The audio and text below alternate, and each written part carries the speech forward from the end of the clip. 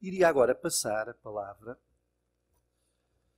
the last but not the least, aqui à comunicação do Dr. David Figueiroa, que nos vai falar também no âmbito desta mesa das transformações do feminino na psicanálise. Portanto, Dr. David Figueiroa, que a maior parte de nós já conhece, é psicoterapeuta psicanalítico, é psicoclínico, é membro fundador e atual vice-presidente da direção da Psi Relacional, é formador no curso da especialização em psicoterapia psicanalítica relacional da Associação de Psicanálise Relacional e coordenador dos seminários entre Freud e Mitchell, Psicanálise Relacional e Perspectivas Relacionais. É membro da IARP Internacional, membro da Comissão Redatorial da Revista Eletrónica Clínica e Investigação Relacional da IARP Espanha. David, faz favor. Muito obrigado.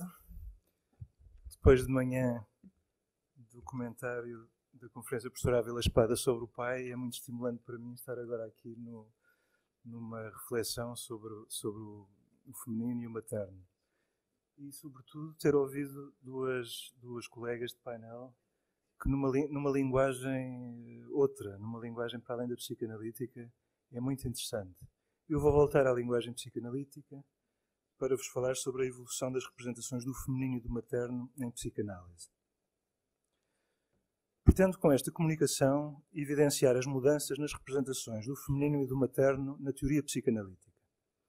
De forma necessariamente sucinta, identificarei 3 diferentes paradigmas teóricos, formados em diferentes momentos da evolução da psicanálise. 2 paradigmas clássicos, o da teoria freudiana e o da Escola das Relações do Objeto, que são os mais representativos em Portugal, creio, e o 3º paradigma, que emerge com a psicanálise relacional, é o da teoria intersubjetiva de Jessica Benjamin, uma das mais importantes pensadoras psicanalíticas contemporâneas. O critério que aplico para a diferenciação dos paradigmas é o que poderia designar como o estatuto do outro, ou de uma forma mais erudita, como o estatuto ontológico do outro. Freud. Um dos legados de Freud foi ter contribuído para trazer a sexualidade feminina ao estudo científico. No entanto, o seu valor foi mitigado pela natureza falocêntrica da sua teoria, que lhe proporcionou tantas e justas críticas. A polémica questão da inveja do pênis concentra simbolicamente o essencial da disposição freudiana quanto à posição relativa do feminino face ao masculino.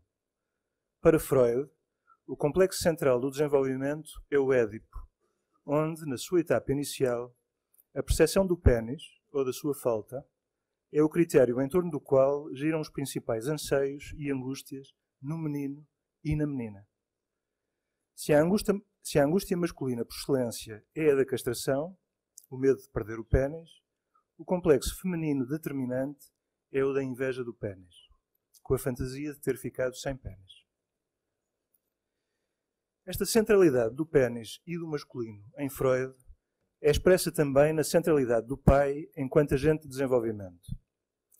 Esta centralidade vem desde o pai primeiro de Totem e Tabu, que depois de assassinado e comido pelos filhos, é recuperado enquanto Totem, ações que constituem, neste mito psicanalítico, as bases da organização social, da moral e da religião. Está aí representado também o nascimento do pai edípico, o ser odiado, transformado em agente do interdito e da lei, com o seu papel decisivo na repressão da força pulsional básica no humano e, dessa forma, salvaguarda da civilização. A centralidade fálica em Freud exprime-se ainda, por exemplo, nas contestadas correspondências psicológicas entre o masculino e o ativo e o feminino e o passivo. As linhas de força do pensamento freudiano inscrevem a mulher como objeto do desejo e o homem como sujeito do desejo. A mulher representa a tentação ou a proximidade com o pulsional, em função da urgência sexual que move o homem, e o menino, que é o pai do homem, como disse Freud, no seu complexo edípico. Se a mãe é o objeto do desejo, o pai constitui-se como um interdito, o castrador, e dessa forma o libertador que se opõe ao desejo pulsional infantil e, implicitamente, ao seu próprio desejo pulsional. Não é difícil de reconhecer como Freud, com o seu gênio psicanalítico revolucionário, não deixou de estar condicionado pela cultura patriarcal vigente na época e com raízes profundas na história cultural europeia. Como sabemos, Eva nasceu de Adão, a mulher nasceu do homem. Em Freud, a presença real da mãe, com funções cuidadoras, é pouco diferenciada. A relação mãe-bebé gira em torno da questão da gratificação-frustração pulsional e na questão derivada da proximidade mãe-bebé, esfera da vida pulsional, e o seu destino saudável, a separação mãe-bebé, com a possibilidade de renúncia e sublimação pulsional. O agente da separação, o agente do desenvolvimento psíquico, é o pai. Neste sentido, há uma coerência significativa entre a predominância masculina e paterna na religião. Jesus é filho de Deus, Jesus é homem, Deus é evidentemente masculino, como os padres são homens, etc. Nas estruturas patriarcais na sociedade, o pai de família, o senhor da terra, a sucessão por via masculina, etc., etc., e a concepção psicanalítica inicial. Seleciono uma passagem de Freud que ilustra a interseção dos paradigmas cultural e psicanalítico sobre o feminino e o materno, de Mal-estar na cultura, ou Mal-estar na civilização, de 1930, portanto já numa fase perfeitamente consolidada da sua obra. A citação é grande, mas eu vou lê-la porque parece-me que é muito ilustrativa. As mulheres representam os interesses da família e da vida sexual, em oposição aos interesses mais latos da civilização. O trabalho de civilização tornou-se cada vez mais um assunto masculino, confrontando os homens com tarefas cada vez mais difíceis e compelindo-os a executarem sublimações pulsionais de que as mulheres são pouco capazes. Já que o homem não dispõe de quantidades ilimitadas de energia psíquica, tem de realizar as suas tarefas efetuando uma distribuição apropriada da sua libido. Aquela que emprega para finalidades culturais é em grande parte a custo da que extrai do investimento nas mulheres e na vida sexual. A sua constante associação com outros homens e a dependência dos seus relacionamentos com eles alienam-no, inclusive, dos seus deveres de marido e de pai. Dessa maneira, a mulher descobre-se relegada a segundo plano pelas exigências da civilização e adota uma atitude hostil para com ela. Fim de citação. Aqui temos o homem ativo, agente da civilização, capaz de sublimar as pulsões, e a mulher, perspectivada por Freud e, portanto, perspectivada pelo homem, como representante da família e da vida sexual, refém e guardiã de uma pulsionalidade endógena que se opera fazendo-se objeto materno e objeto sexual. Em Freud, a tarefa relacional primordial é a separação em relação à mãe e ao pulsional. A psicanálise paterna, edípica, civilizadora de Freud deixou a mulher e a mãe não longe do papel que lhes competia na cultura mais vasta, mas abriu caminho decisivo para desenvolvimentos subsequentes de enorme impacto, vindo rapidamente a constituir-se um novo paradigma duradouro sobre o feminino e, sobretudo, sobre o materno.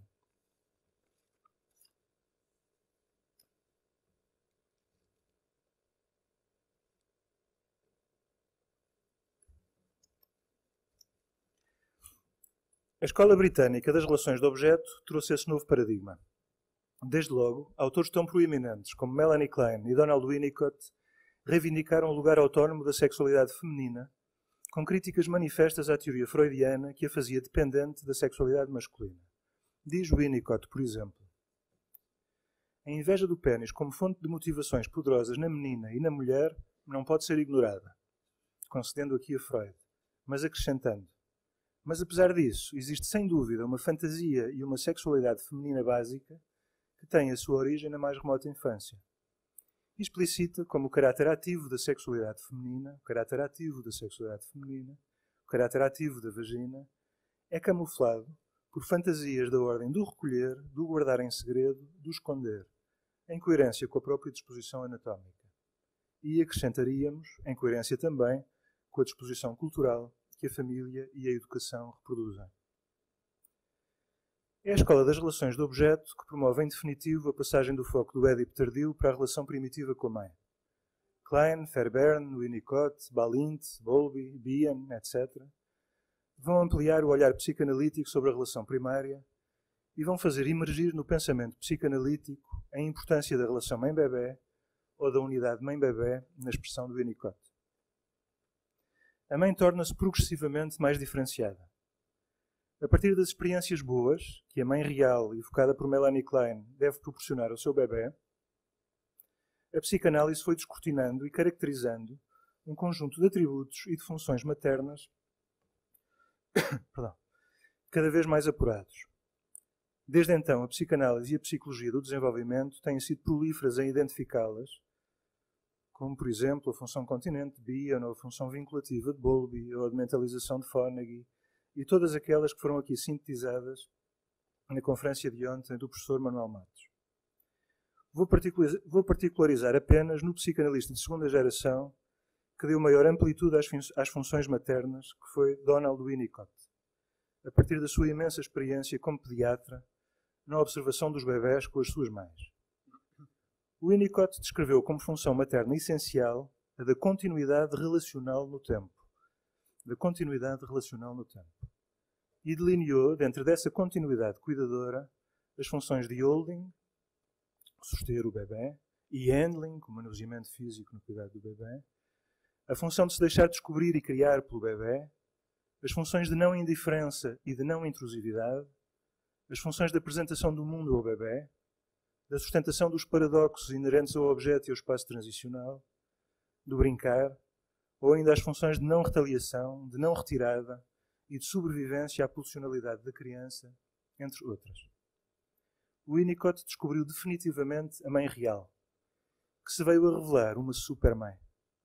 A sua descoberta representa também o reconhecimento da super-tarefa que as mães desenvolviam sem o conhecimento consciente dos homens e da própria psicanálise até então.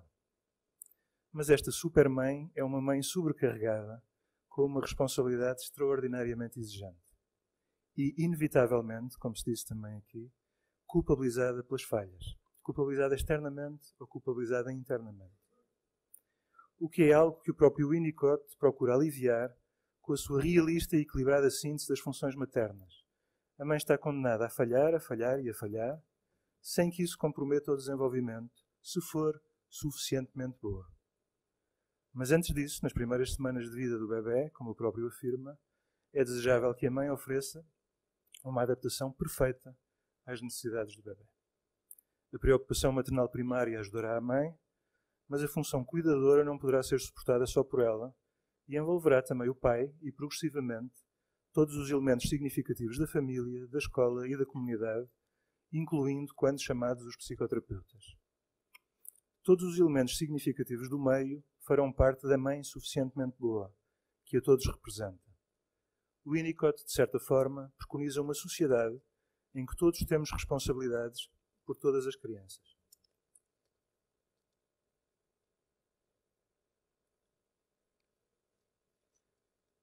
Esta valorização e diferenciação da mãe real é acompanhada pela deslocação do foco psicanalítico do paterno para o materno, do masculino repressor, libertador, para o feminino cuidador, da função da autoridade para a função do cuidar, da educação para o desenvolvimento emocional. A mãe suficientemente boa é uma mãe real, amplamente diferenciada ao nível funcional e a isso incluindo a relacionalidade. O desenvolvimento libidinal e pulsional inscreve-se desde então no mais lato desenvolvimento emocional da criança.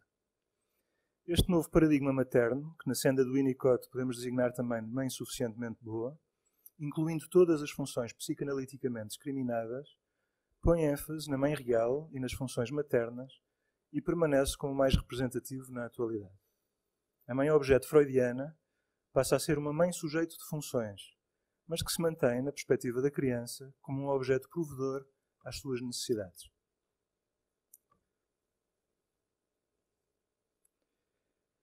Teoria intersubjetiva de Benjamin. Jessica Benjamin, no coração do movimento relacional norte-americano, é uma autora feminista que formulou uma teoria original da intersubjetividade como uma aquisição do desenvolvimento. Ela assenta, a teoria assenta, na percepção do outro não só como um inteiro e separado de mim, mas como sujeito de uma subjetividade e de uma intencionalidade própria e independente de mim. Na relação com a mãe ou com o cuidador, esta capacidade desenvolve-se a partir da própria capacidade da mãe de reconhecer o seu bebê enquanto um ser diferenciado, o que o próprio bebê suscita com as suas aptidões expressivas e relacionais, e da capacidade dela própria se sentir e assumir como um ser diferenciado em relação ao seu bebê, proporcionando ao bebê a possibilidade de constituir uma relação com uma mãe que é um sujeito e um centro de experiência e subjetividade próprias. Quando as coisas correm bem, mãe e bebê articulam progressivamente uma relação de reconhecimento mútuo em que a ação do outro não é meramente referenciada às necessidades de relações de objeto internas do primeiro. Estamos, portanto, num padrão relacional evoluído, que configura a passagem de uma relação sujeito-objeto para uma relação sujeito-sujeito, adquirida no desenvolvimento, e tendo como momento crítico o correspondente à fase de reaproximação de Margaret Malla, que Benjamin reinterpreta como a crise de crescimento da intersubjetividade.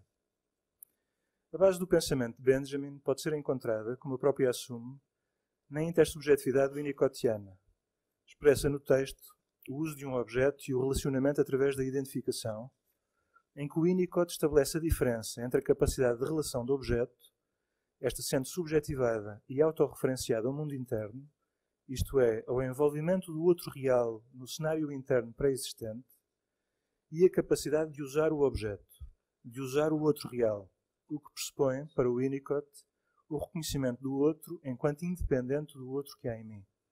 Portanto, o reconhecimento do outro enquanto independente do outro que há em mim. Para Benjamin, a capacidade de reconhecimento mútuo não é uma aquisição plena, porque implica uma permanente tensão entre a subjetivação omnipotente, com a negação e a destruição do outro, e o reconhecimento da realidade do outro com a sua sobrevivência. Na nossa mente estamos, de forma sistemática e dinâmica, a perder e a recuperar essa capacidade, numa tensão permanente entre destruição e sobrevivência, subjetivação e realidade, relação do objeto interna e usufruto do outro real, entre a autorreferenciação intrapsíquica e o reconhecimento do outro. A capacidade intersubjetiva traduz-se, portanto, na capacidade de suster esta tensão e de a reparar quando entra em ruptura.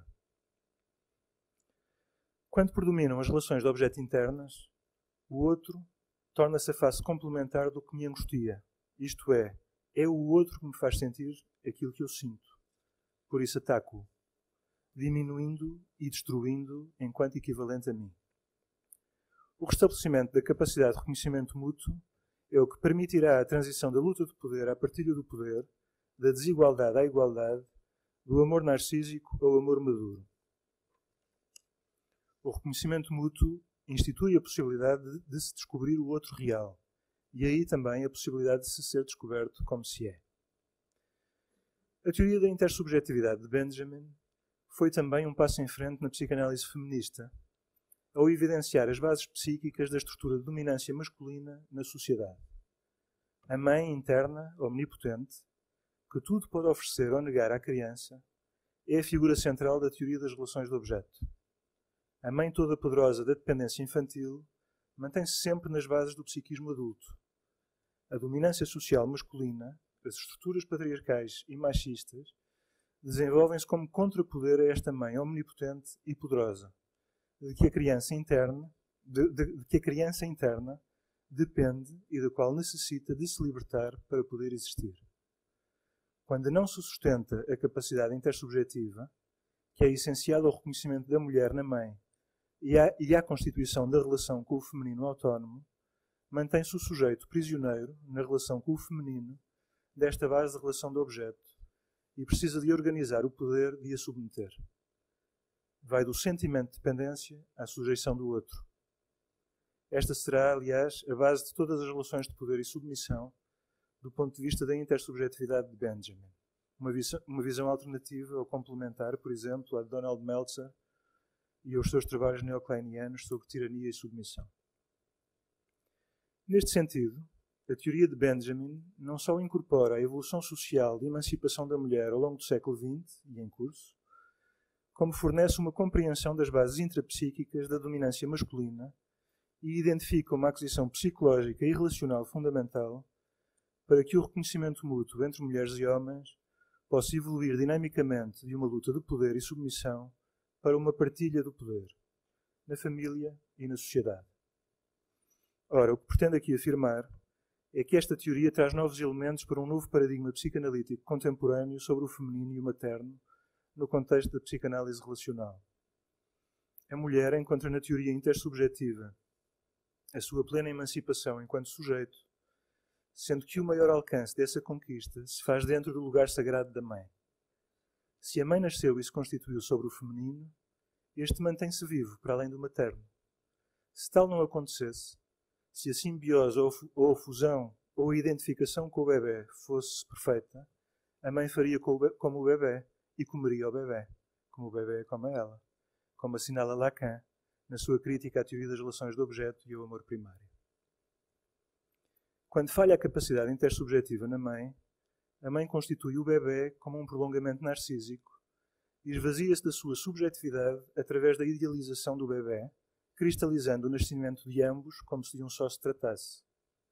Encontramos na clínica várias expressões da falha do reconhecimento, desde as mães com perturbações narcísicas severas, às mães com funcionamento neurótico, predominantemente preocupadas e controladoras, e ou evitantes da intimidade emocional com a criança real.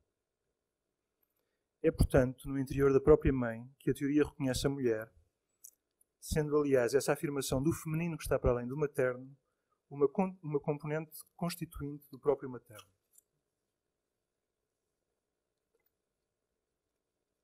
A mãe-objeto de Freud e a mãe-função da teoria das relações de objeto são complementadas, mas não substituídas, pela mãe-sujeito da teoria intersubjetiva, constituindo esta uma nova dimensão da imago materna em construção na teoria psicanalítica.